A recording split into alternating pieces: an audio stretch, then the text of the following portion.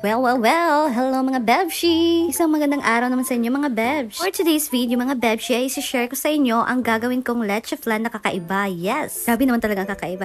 Yes, iba siya kasi glutinous rice flour ang gagamitin ko. At nakabili lang ako ng glutinous rice flour tsaka cheese for toppings. Andito naman ako sa kabilang store kasi bibili ako ng condensed milk. So kalbi lang yung pinili ko kasi mura. Yes! Buying to talaga mahilig sa mura. Ay uy! Siyempre naman mga Bebshi, gamit tayo dito ng coconut cream. At dito na nga, meron ako nakita ditong Coco Mama. Wala bang Kaka Mama? Charot lang mga Bebshi. Pagdating naman namin sa bahay mga Bebshi ay gumawa na din ako kaagad ng caramelized sugar. So naglagay lang ako ng 1 cup na white sugar and then half a cup na water. Sinalang ko na siya kaagad sa apoy. And then naghintay lang ako talaga ng mga ilang minuto hanggang sa mag-golden brown na yung kulay niya. Siyempre naman mga Bebshi, kailangan talagang magkulay golden brown na siya para feel talaga natin na leche flan na talaga siya, diba? Ganun. Kaya na mga Bebshi, perfect na ang aking caramelized sugar. Kaya naman transfer ko na siya sa lagayan. Dito naman ang gagamitin natin for our leche flan. Siyempre the main ingredients is glutinous rice flour. And then ako ditong coconut cream, condensed milk, at 2 itlog. Start na din ako mag-mix. Una ay binili ako ng 2 itlog. Pagkatapos naman mga Bebshi, ay nag-add ako ng 1 3/4 cup na coconut cream. Agad ko na din nilagay ang condensed milk, 1 lata lang. Ayun na bahala kung anong brand ang gusto nyo. Gusto nyo mamahalin na condensed milk, it's up to you mga Bebsh. For the go lang tayo dito. Ay uy! At ayan na nga mga Bebsh, nag-add na din ako ng vanilla flavor. Optional lang naman yan mga Bebsh, kaya pwede lang naman na hindi nyo lagyan. At tapos naman ay i-mix mo lang gamit ang wire whisk. Kung wala ka namang wire whisk, ay pwede din namang spatula. Grabe din naman kasi itong si Habi. Gusto niya sumayaw ako kaya natawa ako. Tapos ko na na-mix ang liquid ingredients mga Bebsh, kaya dito naman ako sa dry ingredients. At ito na nga ang glutinous rice flour. 2 cups lang ang ilalagay ko. Paglagay naman ng glutinous rice flour, gradually lang. Hinay-hinay lang kasi mga Bebsh. Naman yung mabilisan. Ay, uy! Hinay-hinay lang sa paglagay mga Bebsh. And then i-mix mo lang. Repeat mo lang naman ang process hanggang sa maubos mo na ang 2 cups. Better talaga na wire whisk ang gagamitin para mawala talaga yung buo-buo. Kaya na nga nakita na talaga ang whole body ko. Ay, tuwara. Nandito nga pala kami sa bahay ng mama ko mga Bebsh. Maiba naman kaya dito na lang kami nagluto. Ay, uy! At ayan na nga habang nagmix, napasayaw ako. Ay, tuwara. Pag ganito na ang consistency niya mga Bebsh, ay pwede na yan. So, dapat mong salain ng mixture. Ang purpose naman kasi niyan mga Bebshi ay para smooth ang ating leche flan. At walang lumps or mga buo-buo, diba? Nilagay ko na siya sa may caramelized sugar. Pagkatapos naman ay nilagyan ko ng foil para mag-cover. Nang kumulo na ang tubig, ay nilagay ko na din ito. Bali, steam ko lang to hanggang 30 to 40 minutes mga Bebsh. Umupo lang muna ako dito habang naghintay na maluto. After 40 minutes na nga mga Bebsh, at ayan na naluto ng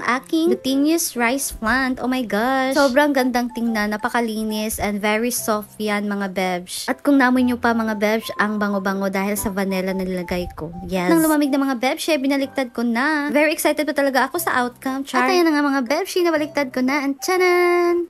O, diba? Kakaiba. Ang ganda. My gosh. Wala nang diet-diet to mga Bebsh. Kain ng tayo dito. Grabe, sobrang bango niya and very leche flan talaga ang dating niya mga Bebsh. Then, pwede nitong gawing pang merienda. At sa mga mahilig ng mga matatamis, ayan na mga Bebsh. Bagay to sa inyo kasi napakasarap, napakatamis, ganun. O, diba? Sobrang sarap naman talaga. Tingnan para talaga siyang leche flan. Kaya naman mga Bebsh, wag nang magdadalawang isip na gumawa kasi ang bilis lang nitong gawin. Pwede mo tong gawin anytime, anywhere. Siyempre naman mga Bebsh, dapat meron tayong toppings. Lagyan mo lang ng grated cheese and then perfect na yan. So, tingnan nyo naman mga Bebsh, close up. Very malagkit talaga siya. At nakalis na talaga tong recipe ko. Ready na to for New Year. Charot! I'm very proud of myself. Ay, uy! Kasi naman sa lahat ng mga ginawa kong recipe ay wala pa talagang palpak. Hoping wala talaga. Charot. Kaya naman mga Bebsh, my favorite part, it's tikim time.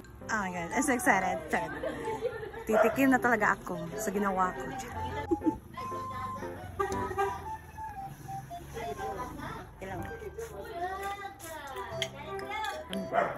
Wow, ang sarap! Makakasayaw ko talaga sa sarap.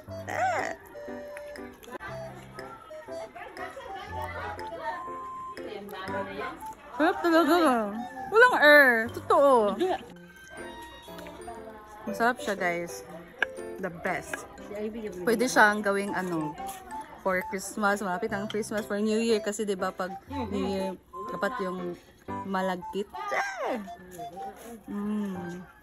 Leche flan siya na parang siyang glutinous. Basta, hindi ko ma-explain. Ang sarap. Pwede itong gawin. Go!